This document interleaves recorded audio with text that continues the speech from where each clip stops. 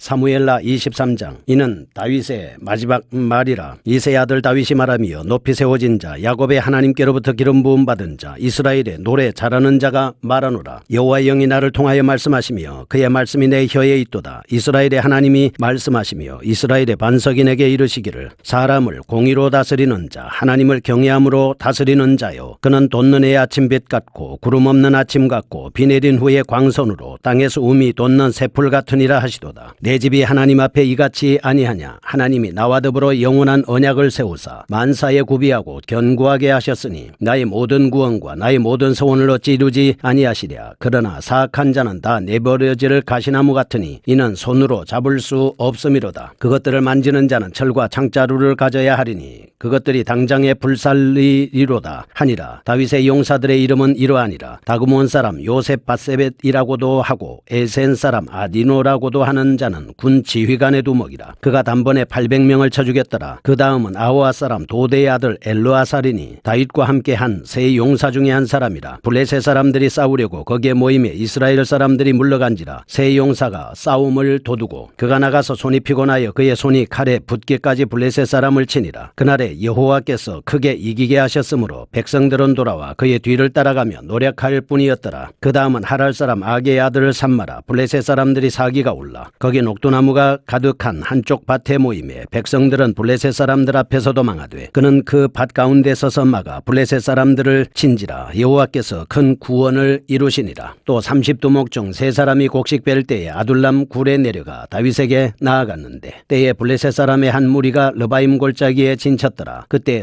다윗은 산성에 있고 그때에 블레셋 사람의 요새는 베들레헴에 있는지라. 다윗이 소원하여 이르되 베들레헴 성문 곁 우물물을 누가 내게 마시게 할까 하매 세 용사가 블레셋 사람의 진영을 돌파하고 지나가서 베들레헴 성문 곁 우물물을 길어가지고 다윗에게로 왔으나 다윗이 마시기를 기뻐하지 아니하고 그 물을 여호와께 부어드리며 이르되 여호와여 내가 나를 위하여 결단코 이 일을 하지 아니하리이다. 이는 목숨을 걸고 갔던 사람들의 피가 아니니까 하고 마시기를 즐겨하지 아니하니라. 세 용사가 이런 일을 행하였더라. 또 스루야의 아들 요압의 아우 아비새이니 그는 그 세 사람의 우두머리라. 그가 그의 창을 들어 300명을 죽이고 세 사람 중에 이름을 얻었으니 그는 세 사람 중에 가장 존귀한 자가 아니냐. 그가 그들의 우두머리가 되었으나 그러나 첫 세 사람에게는 미치지 못하였더라. 또 갑스엘 용사의 손자 요야다의 아들 분하야이니 그는 용맹스러운 일을 행한 자라. 일찍이 모압 아리엘의 아들 둘을 죽였고 또 눈이 올 때에 구덩이에 내려가서 사자 한 마리를 쳐 죽였으며 또 장대한 애굽 사람을 죽였는데 그의 손에 창이 있어도 그가 막대기를 가지고 내려가 그 애굽 사람의 손에서 창을 빼앗아 그 창으로 그를 죽였더라.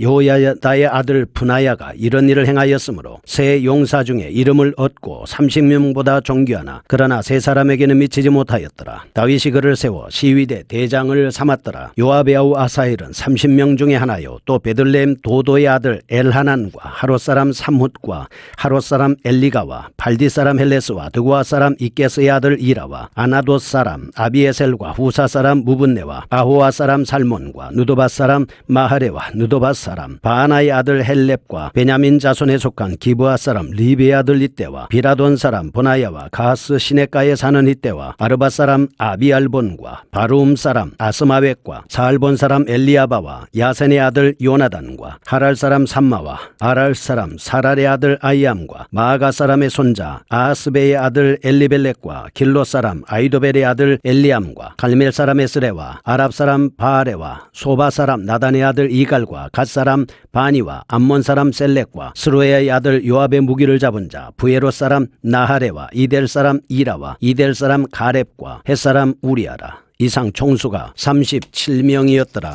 아멘. 사무엘하 23장입니다. 다윗의 용사들에 대한 말씀을 볼 수가 있습니다. 22장에서 우리는 비교적 다윗의 통치 초기에 지은 것으로 추정되는 감사 찬양시를 살펴보았습니다. 23장은 다윗의 인생 말기에 이르러 지은 것으로 추정하고 있습니다. 1절에서 7절 다윗은 먼저 하나님의 언약에 근거하여 자신의 소원을 아뢰입니다. 8절에서 12절 다윗 왕국의 근간이 되어 왔던 용사들을 하나하나 소개하는 장면입니다. 첫 3인의 용사에 대해서 말씀하고 있습니다. 13 13절에서 23절 둘째 3인의 용사, 24절에서 29절 30인의 용사들을 차례로 소개하고 있는 모습입니다. 여기서 나타난 두 가지 주제, 다윗의 마지막 말 가운데 나타난 의의 통치자 메시아 사상입니다. 다른 하나는 이상적인 신정국가에 충성된 일꾼들의 모습을 볼 수가 있습니다. 1절에서 7절은 다윗이 임종을 앞두고 공의와 경건을 겸비한 의로운 왕이 다스릴 완전한 나라를 사모하고 있음을 발견할 수가 있습니다. 3절에서 4절은 그는 악이 없습니다. 오직 의와 사랑과 평화만이 충만한 세계가 속히 도래하기를 고대하고 있습니다. 우리는 다윗의 마지막 소원의 시에서 다윗 자신의 욕심의 흔적을 전혀 발견할 수가 없습니다. 2절에서 그의 소원은 오로지 하나님의 소원과 일치합니다. 성령의 감동에 따른 것이었다, 이렇게 볼 수가 있겠습니다. 5절은 그의 소원은 이 세상을 향하신 하나님의 구속계획과 완전히 일치하였다고 볼 수 있고, 따라서 그는 이 소원을 노래하면서 성령이 주시는 확신과 기쁨을 누렸을 것이 분명하다, 이렇게 볼 수 있습니다. 8절에서 39절은 이상적인 하나님 나라의 건설이 충성된 일꾼들의 희생과 헌신으로 이루어진다는 교훈을 보여주고 있습니다. 여기에 소개된 용사들의 헌신과 희생은 다윗 왕국 건설에 있어서 없어서는 안 될 요소들이었습니다. 여기서 소개된 용사들은 크든 작든 어느 모양으로든 다윗 왕국에 공을 세운 자들이었습니다. 여기서 소개되지 못하고 비명에 사라져간 헌신적인 성도들도 존재하였을 겁니다. 우리는 여기서 하나님 나라는 겨자씨가 자라듯이 분명히 확장되어 가지만 이 모든 것들은 하나님께 헌신한 일꾼들을 통해서 이루어진다는 진리를 발견할 수 있습니다. 하나님께서는 하나님의 뜻을 이루심에 있어서 반드시 사람을 들어 역사하시는 것이다. 우리는 그 말씀을 알 수가 있습니다. 우리도 이 하나님의 역사에 쓰임받을 수 있기를 바라는 마음 간절합니다. 첫 번째 보겠습니다. 다윗의 마지막 말 1절에서 7절입니다. 다윗이 임종을 앞두고 성령에 감동되어 미래에 완성될 공의로운 메시아 왕국을 노래하고 있습니다. 1절에서 2절은 신적 권위에 대한 증명이고 3절에서 5절은 의로운 왕으로 말미암는 새 세계에 대한 노래입니다. 6절에서 7절은 사악한 자에게 임할 하나님의 심판에 대한 노래를 말씀하고 있습니다. 완전한 하나님의 도래를 확신하고 있는 다윗을 볼 수가 있지요. 다윗은 이 새로운 나라가 오직 사람에 대한 공의와 하나님께 대한 경의를 겸비한 의로운 왕을 통해서 이루어질 것임을 알고 있었습니다. 그런데 의로운 왕은 궁극적으로 하나님의 아들 예수 그리스도를 가리킨다고 볼 수 있습니다. 2절은 성령의 감동을, 이 같은 사실을 7장 8절에서 16절은 구체적으로 하나님께서 나단 선지자를 통해 전해주신 언약의 말씀을 통해서 우리는 알 수가 있는 겁니다. 다윗은 언약에 근거해서 미래의 메시아 강림을 지금 노래하고 있습니다. 다윗이 그토록 대망하던 메시아께서는 이미 이 땅에 초림하신 후 승천하셨습니다. 그리고 오늘날 우리에게는 새로운 언약이 주어져 있습니다. 너희 가운데 하늘로 올리우신 이 예수는 하늘로 가심을 본 그대로 오시리라고 사도행전 1장 11절에 말씀하고 있습니다. 마태복음 24장은 예수님은 재림 때와 관련해서 우리가 목격할 수 있는 종말론적 징조를 자세히 언급해주고 있습니다. 그러므로 우리는 날마다 성경을 상고하고 성경을 통독하는 가운데 주의 재림을 언제든지 맞이할 수 있는 만반의 준비를 5명의 슬기로운 처녀와 같이 갖춰야 된다라고 하는 것을 알 수가 있습니다. 두 번째입니다. 첫 번째 3인의 활약상을 보겠습니다. 8절에서 12절입니다. 8절에서 39절까지는 다윗 왕국의 번영에 크게 이바지했던 용사들을 소개하고 있습니다. 그 중에서 가장 뛰어난 용사 3인을 소개하고 있습니다. 8절은 요셉 밧세벳입니다. 9절과 10절은 엘르아살입니다. 11절과 12절은 삼마입니다. 자신의 큰 힘과 기능을 오로지 하나님의 영광을 위해 사용한 위대한 영웅들을 보여주고 있습니다. 뿐만 아니라 이들의 헌신은 희생적으로 말미암아 이스라엘은 대적의 손에서 자유롭게 되었으며 심지어 주변 모든 나라들을 정복할 수 있었던 것입니다. 이들은 다윗 왕을 호위하는 특수부대의 군장으로서 자신의 임무를 충실하게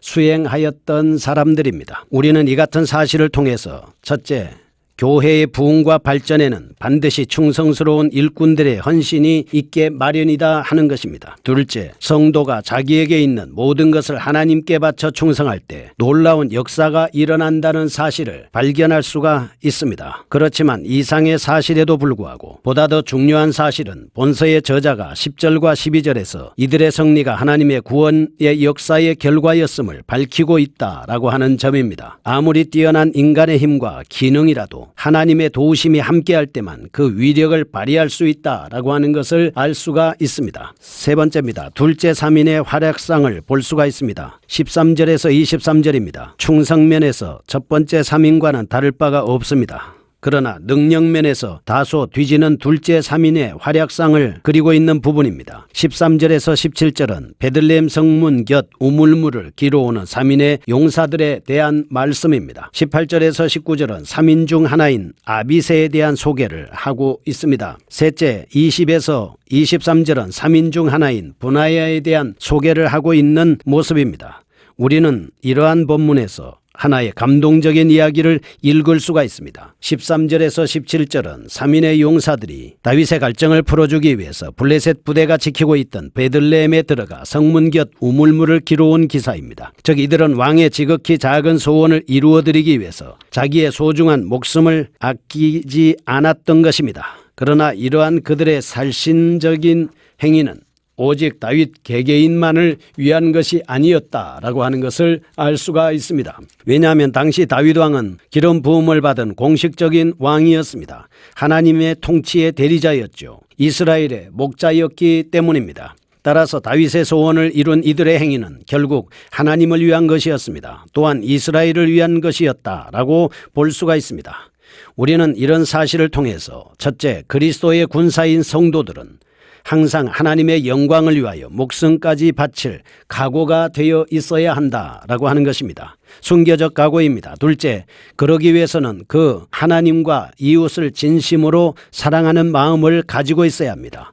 16절에서 다윗은 목숨을 걸고 길로 온 물을 마시지 않았습니다. 하나님께 전제물로 바쳤습니다. 그런 이런 과정을 통해서 첫째, 이 물이 그들의 피와 마찬가지였기 때문이고, 둘째, 자신은 이 소중한 물을 마실 자격이 없다는 것이고, 셋째, 오직 하나님께서 이 물을 받으셔야 한다고 생각했기 때문입니다. 우리는 여기서 첫째, 모든 영광을 하나님께 돌리는 다윗의 겸손한 모습을 볼 수 있습니다. 둘째, 부하의 생명을 무엇보다도 아끼는 다윗의 사랑의 모습을 발견할 수가 있습니다. 바로 진정한 의미의 사랑의 공동체다라고 하는 것을 알 수가 있습니다. 네 번째입니다. 다윗의 30인 용사들에 대한 기록입니다. 24절에서 29절.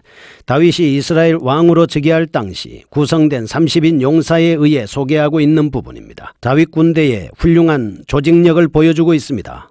다윗은 이들을 이스라엘 각 지파에서 선발했습니다. 심지어 다윗이 정복한 이스라엘 나라의 이방 나라에서도 선발하기도 했습니다. 37절 39절에는 외국인 곧 이방인이었다가 여호와의 종교로 개종한 사람들까지 있었습니다. 이처럼 다윗은 하나님과 이스라엘을 위해 봉사할 일꾼들을 선반하는데 어떠한 차별도 두지 않았습니다. 어느 지파건 어느 민족이건 따지지 않았습니다. 재능 따지지 않았습니다. 그래서 교회는 다양성과 통일성을 가지고 있는 것입니다. 거룩하신 하나님 아버지 감사합니다. 오직 하나님의 말씀에 붙잡혀 든든히 서서 어떤 일이든지 부름받으면 쓰임받을 수 있는 저희가 되게 하시고 하나님 나라 건설에 이바지하게 하여 주옵소서. 예수님의 이름으로 기도합니다.